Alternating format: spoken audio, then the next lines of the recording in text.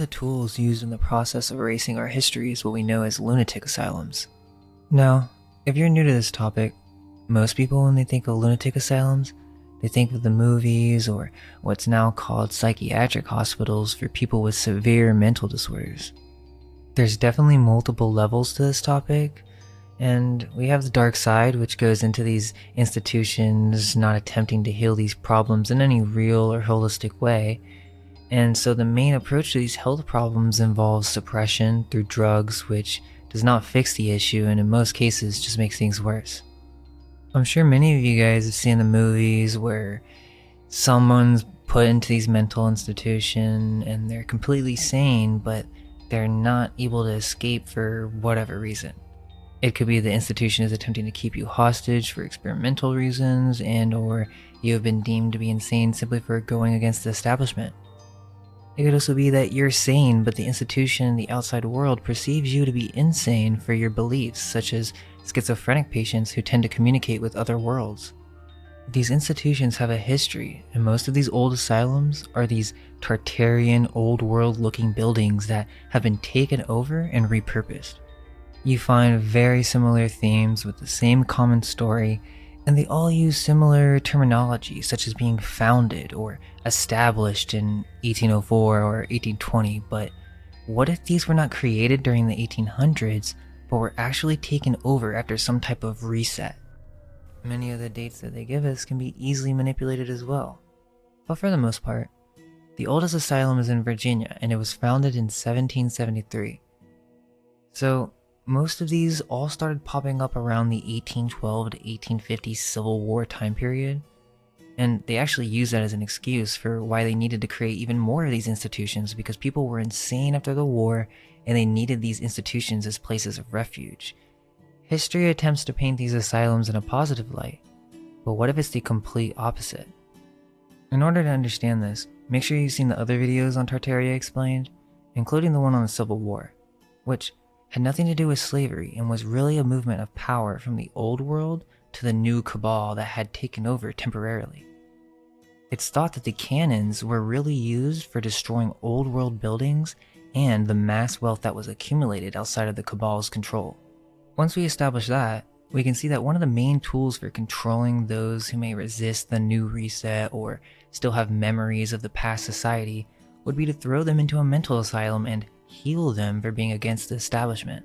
In England, this probably took place before it was moved into the Americas, but there was a device specifically created for mind control and erasing memories of patients.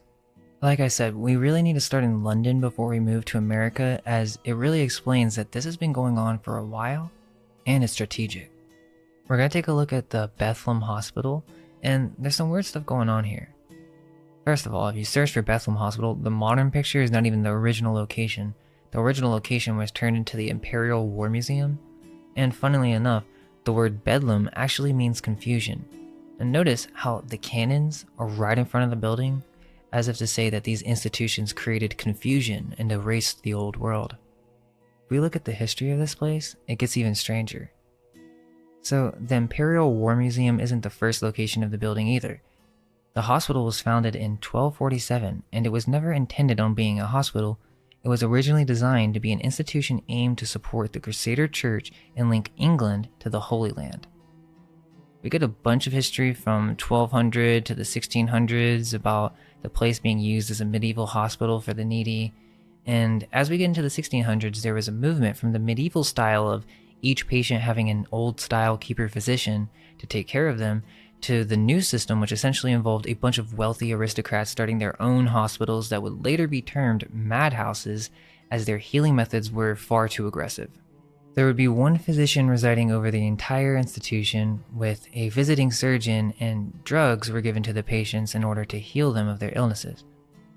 What ended up happening was a medical regime in which medical practices were being generalized across all patients, and the result was extreme violent medical practices that would induce vomiting and voiding of the bowels by force.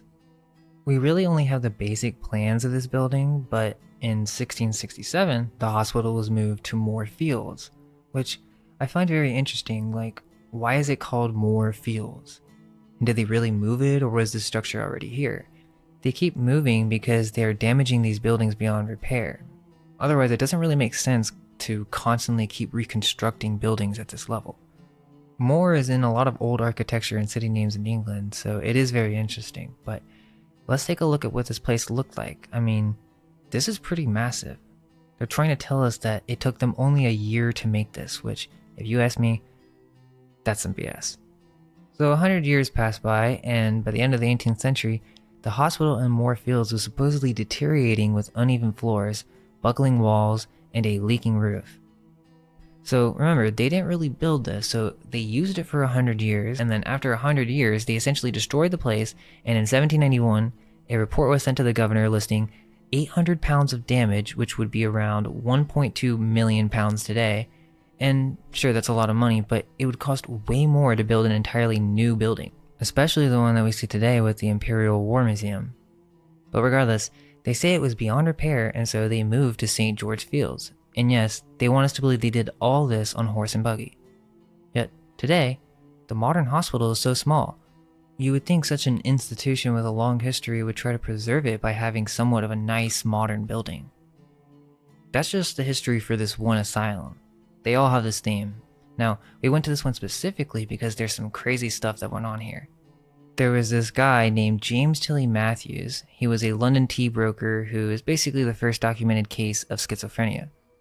In the 1790s, concerned at the likelihood of a war between Britain and France, Matthews, who traveled to France, was a part of some type of resistance, or the Girondists, which were attempting to end the monarchy.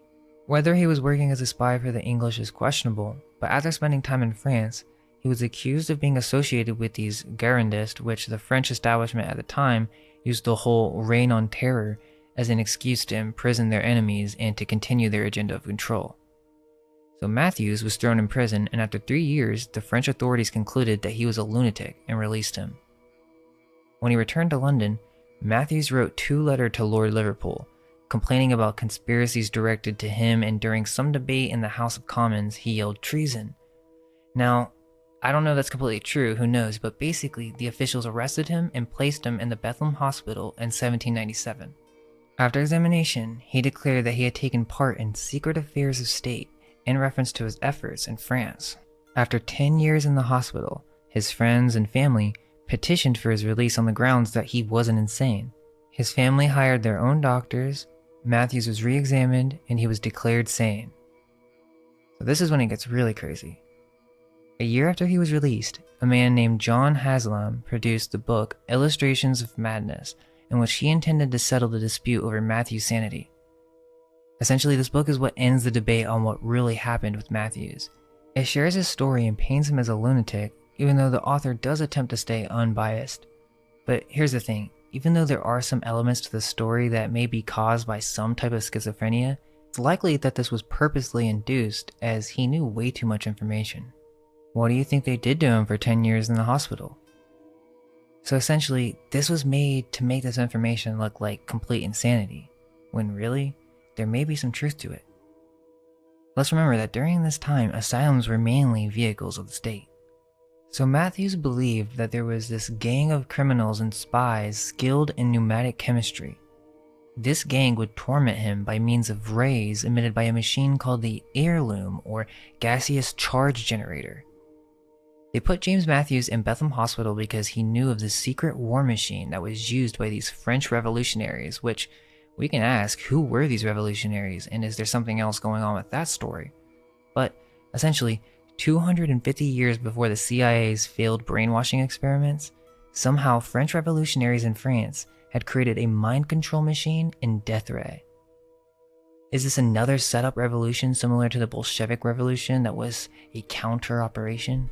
James somehow found himself mixed in the middle, and only due to his family, he luckily got out and left us with the only known knowledge of these devices.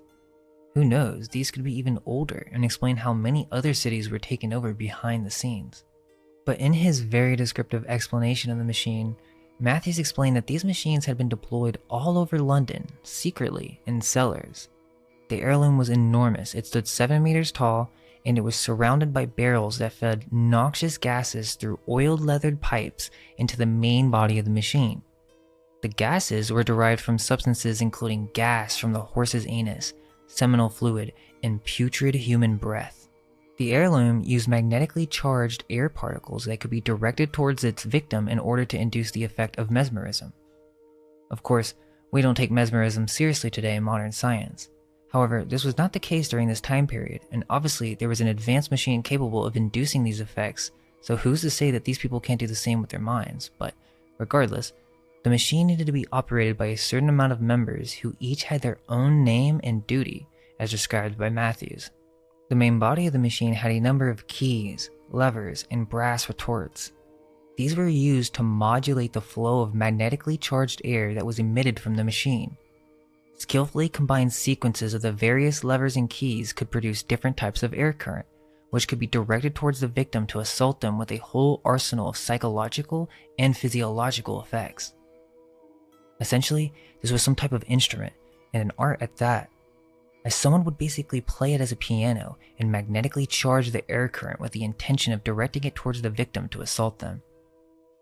One of these effects were called kiting, where an idea is forced into the thoughts of the victim, which undulates in the intellect for hours together, and how much soever the person assailed may wish to direct his mind to other subjects, he finds himself unable to do so. Similarly, thought-making. This gang could literally suck the thoughts out of a victim out of their head and replace it with any subject they choose. They had an effect called lobster cracking, in which the external pressure of the magnetic atmosphere surrounding the person assailed was increased so as to stagnate his circulation and produce instant death. They also interestingly talk about nutmeg, which is also known to give a psychedelic reaction to those who are allergic. They must have known that it could be used as a suggestogen. There are even depictions of the number of controls this machine had, multiple parameters for a variety of different settings. Now think about it, if this was just a delusion, then how is it possible to have such a detailed description of this device? There's a reason that this machine is not commonly known, and it's because these devices have been used on populations throughout history in order to cause amnesia, control popular narratives, and to take over societies. If they use this politically, who's to say they don't use this in other areas? What if this explains the Industrial Revolution and having all this cheap labor where you had these people working in bad conditions and yet they still stayed? The story is that they were poor and they had to. But what if there was some type of device in the cellars of these old mills that induced specific thoughts like being a hard worker because you have to? Now, there is another part of this that we will cover briefly. Basically, when you look up influencing machine, what you have is all these educated mainstream scholars concluding that the heirloom and other mind control devices are just visions of schizophrenics. But not just that there's even something more profound to get from all this, that the influencing machine is some deep subconscious archetypal trope. Now, I'm not saying that this can't happen to someone with schizophrenia, but I am very suspicious of this public opinion and that these are all simply hallucinations of madmen. First off, isn't it convenient that the first schizophrenia patient ever just so happens to have the most detailed engravings of this machine, and no one at this time had been discussing any technologies like this in public literature, so there was no way he just imagined this out of nowhere. They literally built a working replica of the machine. It wasn't just a delusion, this was influenced by some type of event, and this wasn't just with James Matthews. There have been several counts of artists depicting these types of devices, but they're just labeled as insane. Or they just try to decode this as some deep Jungian philosophical symbolism when, really, there may be multiple things going on. Spiritual forces that influence these peoples, and/or physical devices that actually do exist and influence the thoughts of their victims. There are actually quite a few depictions of these, and of course, it's not to say that every one of these is real, but this idea of a mind control device is obviously prevalent in our psyches, and sure, you can take the psychiatrist approach and just say it's an aspect of our deep subconscious or whatever, and I'm sure that does play a part, but it's not the meat of the subject. All the scholarly work on the subject tends to take this viewpoint. However, as many of you are thinking, these types of devices have existed for who knows how long, but they're not just fantasy, and they've been around far longer than just the heirloom. You would most likely think there would be an attempt to develop a mesmerism device and/or mind control device in the 18th century because hypnotism was believed to exist. That being the case, you would think that powerful people would look into creating a mind control device with the advancement of technology and electricity during the 18th century. Even in ancient societies, psychedelics and suggestogens have been used as means of controlling one's mind. What resulted in the 18th century was a fairly simple machine to construct that was advanced to operate and would go to work behind the scenes, influencing public suggestion and controlling the minds of anyone who'd resist the establishment. This device would also allow for creating amnesia in a new population. Interestingly enough, there's a game called Amnesia. I'm sure most of you guys know about Dark Descent, but there's another one called A Machine for Pigs.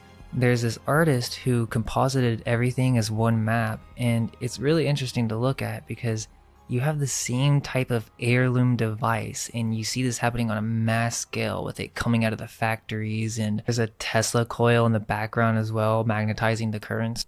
There's actually a lot of weird stuff with this game. You have the old world Tartarian buildings, and there's also this thing about absinthe, which again, that gets into psychedelics. But yeah, I just thought it was really weird. I mean, a lot of these illustrations seem to be depicting some kind of hidden past, or maybe they know something that we don't. Also, I want to give a shout out to Paul Cook, as he had some really good research on this topic, so make sure to check out his channel. If we return to America with that in mind, and I mean, that's just the surface of what's gone on throughout history at these hospitals. It gets much darker, but for the most part, we can begin to question the narrative behind these structures, as it's the same theme with most of them. The narrative just doesn't really add up. Most of these asylums are really big, and their architecture is quite advanced for its time considering the tools they had. Also, the population was too little at the time to construct these structures, and many of them were built in just a few years. Let's keep in mind that the first general hospital in America is the Pennsylvania Hospital, which was founded in 1751. So let me get this straight. They're building these massive structures in cities out of nowhere. Philadelphia has started in the early 1700s, and they don't even think about creating a general hospital for over 50 years. The oldest asylum is the Virginia Eastern Lunatic Asylum, which no longer exists as it was destroyed in a very convenient fire in 1885. According to the depictions, it looks to be an old world building that is slightly buried beneath the ground. This building only took 2 years to build according to the story, as it was established in 1771 and the first patient was administered in 1773.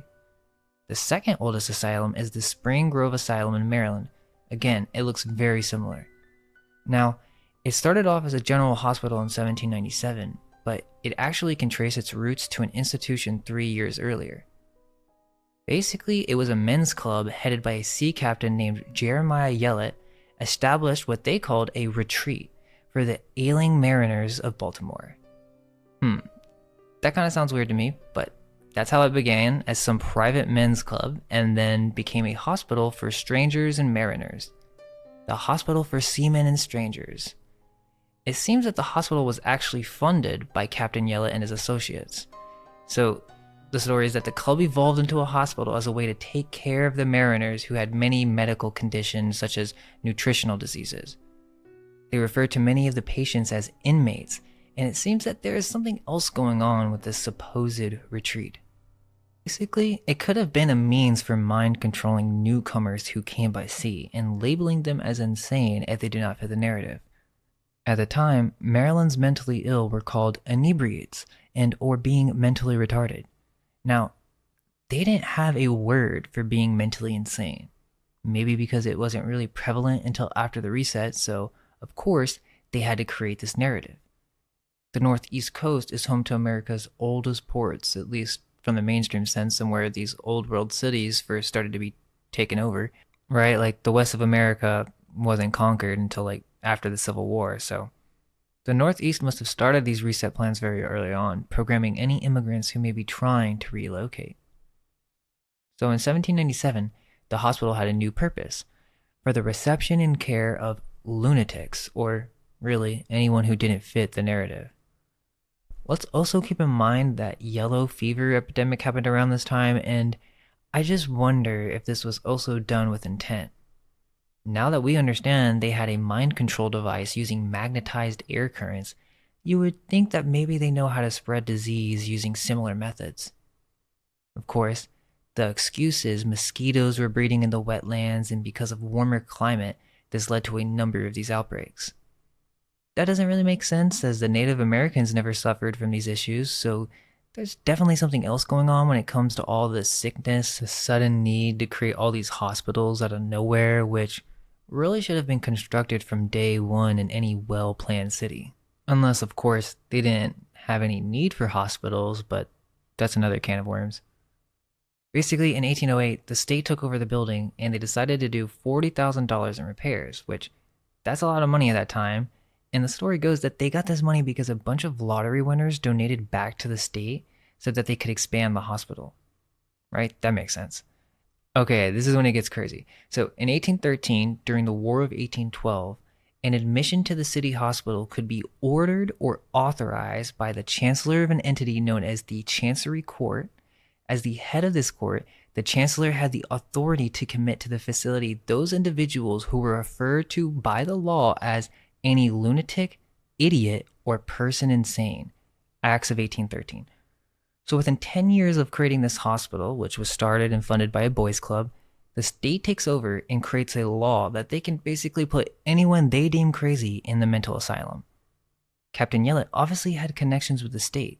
They were in cahoots. He just funded it. Now, I'm just giving you one example, the second oldest in fact, but you just have to think, these started appearing out of nowhere all around this area around this time, and I mean a lot of asylums. And the typical answer is because of yellow fever, civil war, and syphilis.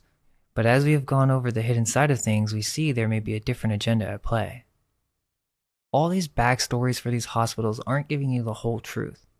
I mean, just look at this logbook of the West Virginia Hospital for the Insane. This list documents reasons for admission to the institution. I mean, these guys weren't playing around. So these are pretty crazy. If you ran out of money and became homeless, got business trouble, if you got kicked in the head by a horse, I guess that was common back then, imaginary female trouble, an immoral life, not sure what that's supposed to mean, imprisonment, okay, that's kind of scary. If you had your own religious beliefs, or if you were a woman with her own beliefs, that would get you sent to an asylum. Let's see. Bad whiskey. Okay. These institutions don't really care about your health. They were designed for that purpose. These facilities are tools of the state to control a society based on what the controllers deem appropriate. If you overstudied religion, that would get you sent to the institution. Overtaxing mental powers, so if you were too smart, they would get you. Oh, and look, you can get sent in for politics, right? How convenient. I mean, this is a super long list. I'm not going to go over it all, read it over, but it's just insane. I mean, egotism, how do we even measure that? If someone acts arrogant, they just get thrown into a lunatic asylum? I mean, this kind of became a meme because of some of the weirder, funnier ones, but they would basically throw you into an asylum for any reason that they wanted. It could be any reason. They would just throw you in if you were a problem. I mean, just take a look at some of these asylums.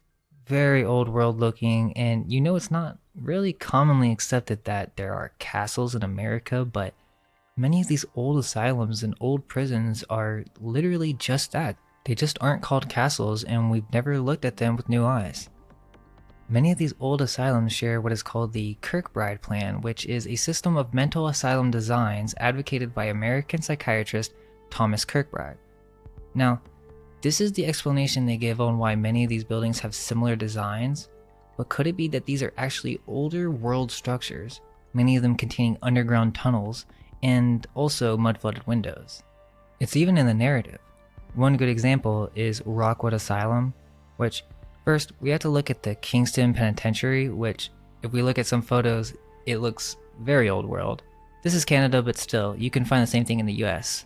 But the story goes that the Kingston Penitentiary was overrun with medically ill, criminally insane inmates, so to solve this problem, the asylum was built on the shores of Lake Ontario, close to the penitentiary, built by the prisoners themselves.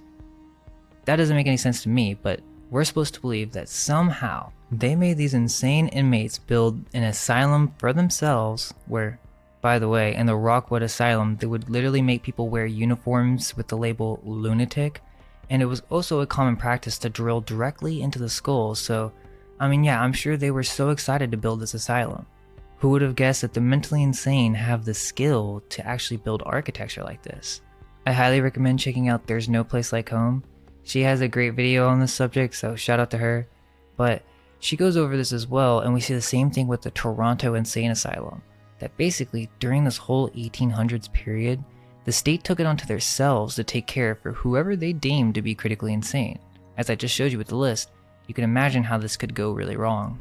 The Toronto building has the same dome structure with the stairs that lead up to the entrance, mud-flooded windows, and looks like a typical Tartarian building. Another good example is Traverse City State Hospital, which is extremely Victorian looking. It also has a pretty scary feel to it. But they want us to believe that this was built in 1880 in Traverse City, Michigan, when the population at that time was less than 2,000. Why would they need a hospital that big? Because these buildings were used as a means for the state to control the population, and they used old world buildings to create these institutions, as they didn't have the budget or tools to create such detailed structures. I didn't know about this one until recently, but the oldest hospital still in operation in California is the Napa State Hospital in California. Founded in 1872, it has very strange vibes, and the entire thing is ginormous. It was originally self-sufficient with its own dairy and poultry ranches, vegetable gardens, orchards, and other farming operations. It basically was its own city, and this is in North California. Also, many of these facilities have very high security. Anyone and everyone who enters goes through multiple doors, metal detectors, and locked gates. The weird thing is that it doesn't really look anything like it did in the past today. It's still out there in the valley and separated into different units, so I guess they are still using parts of the building, but it looks vastly different than it used to. Keep in mind the San Francisco World Fairs and all of these buildings that they destroyed that had the same exact architecture, and they didn't really have a reason for destroying it. It's also suspicious how they even built it in the first place. Another one is the Greystone Park Psychiatric Hospital, or what was originally called the State Asylum for the Insane at Morristown. This basically is an entire city. It was the largest continuous foundation in the United States from the time it was built until it was surpassed by the Pentagon, and it's around 700,000 square feet. Now, let's take a look at some of the penitentiaries. The Eastern State Penitentiary looks just like a castle to me. It literally has gargoyles. But again, we don't normally think of castles in America, but it's just because we have been given buildings with made-up histories, and our eyes have become accustomed to just seeing the structures as government buildings or prisons and even colleges. They all have the same story of being built randomly in the early 1800s. I mean, why would you want to make a jail look so fancy? Is this really the most efficient way to build such a structure with the tools and resources available at the time? I mean, we won't even build something like this today. The Kentucky State Penitentiary in Eddyville, Kentucky is nicknamed the Castle on the Cumberland. And another reason that these buildings are castles is that most likely they have been altered and their tops destroyed, so we aren't even seeing the entire building. If we saw it in its entirety, we would see clearly that it was not designed to be a prison. Also, the population of Eddyville, Kentucky in 1880 was less than 500 people, so that doesn't make any sense whatsoever to build such a massive prison. I mean, just imagine if this had steeples on it. This is very out of place for its location and time period. The Anamosa State Penitentiary is also a very unique Victorian architecture in Iowa. If we look at the population at the time, it was less than 3,000 in 1900, so again, doesn't really add up. The Tennessee State Prison is really insane. It actually reminds me a lot of the Biltmore, which this probably connects more so with many of the old world mansions, but we actually have a little surprise coming out soon. It's going to be big, but back to what I was saying, the Tennessee State Prison was founded in 1832, but as in all these stories, for some reason, they always decide to move the building to a new location. It was either burned down or beyond repair, and or they come up with some new plans for some Gothic architecture. It supposedly finishes construction in 1898, but it just seems like these were redesignated structures. It's too out of place and seems kind of pointless to spend so much money on these buildings to only last less than 100 years. There are many more of these prisons, but I also think colleges play the same part. I mean, think about what we're talking about. It's all state programming. The asylums, prisons, They were considered to be the same thing before psychiatric hospitals came in, and the schools took a similar approach with compulsory learning and the whole initiative to create a society of workers, not thinkers. So these old world buildings were turned into college institutions as well. Harvard, William and Mary, Columbia University, Yale University, Princeton, St. John's College, Moravian University, Dartmouth College, St. Joseph's University. These buildings and castles have been right in front of our eyes this entire time. These are government-controlled, old-world buildings that were repurposed as mind control weapons. Each one of these colleges has its own strange narrative that really doesn't add up, but we'll have to save that for another video. Hope you all stay curious, and all we can hope is that our minds will be unveiled. Let go of everything you think to be true. Relax the mind and ask the question, do I truly understand what this reality is?